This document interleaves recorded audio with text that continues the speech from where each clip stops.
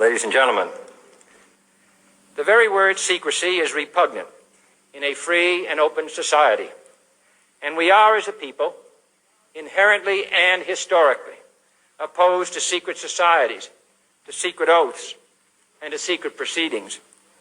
We decided long ago that the dangers of excessive and unwarranted concealment of pertinent facts far outweighed the dangers which are cited to justify it.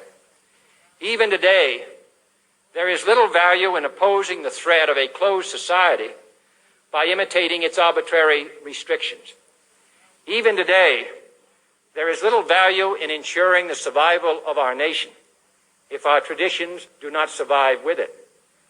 And there is very grave danger that an announced need for increased security will be seized upon by those anxious to expand its meaning to the very limits of official censorship and concealment. That I do not intend to permit to the extent that it's in my control. And no official of my administration, whether his rank is high or low, civilian or military, should interpret my words here tonight as an excuse to censor the news, to stifle dissent, to cover up our mistakes, or to withhold from the press and the public the facts they deserve to know. For we are opposed around the world by a monolithic and ruthless conspiracy that relies primarily on covert means for expanding its sphere of influence, on infiltration instead of invasion, on subversion instead of elections, on intimidation instead of free choice, on guerrillas by night instead of armies by day.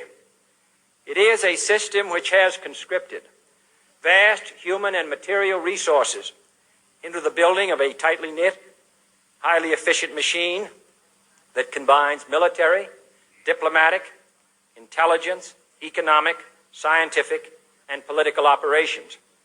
Its preparations are concealed, not published. Its mistakes are buried, not headlined. Its dissenters are silenced, not praised. No expenditure is questioned, no rumor is printed, no secret is revealed.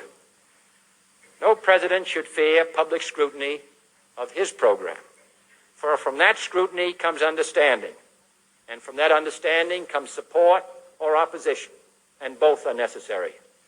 I am not asking your newspapers to support an administration, but I am asking your help in the tremendous task of informing and alerting the American people.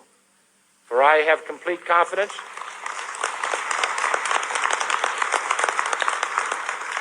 in the response and dedication of our citizens whenever they are fully informed.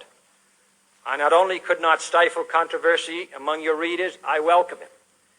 This administration intends to be candid about its errors.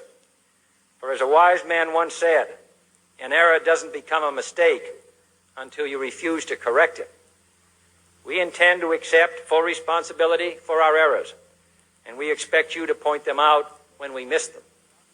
Without debate, without criticism, no administration and no country can succeed, and no republic can survive. That is why the Athenian lawmaker Solon decreed it a crime for any citizen to shrink from controversy. And that is why our press was protected by the First Amendment, the only business in America specifically protected by the Constitution, not primarily to amuse and entertain, not to emphasize the trivial and the sentimental, not to simply give the public what it wants, but to inform, to arouse, to reflect, to state our dangers and our opportunities, to indicate our crises and our choices, to lead, mold, educate, and sometimes even anger public opinion. This means greater coverage and analysis of international news, for it is no longer far away and foreign, but close at hand and local. It means greater attention to improved understanding of the news, as well as improved transmission. And it means, finally, that government at all levels must meet its obligation to provide you with the fullest possible information outside the narrowest limits of national security.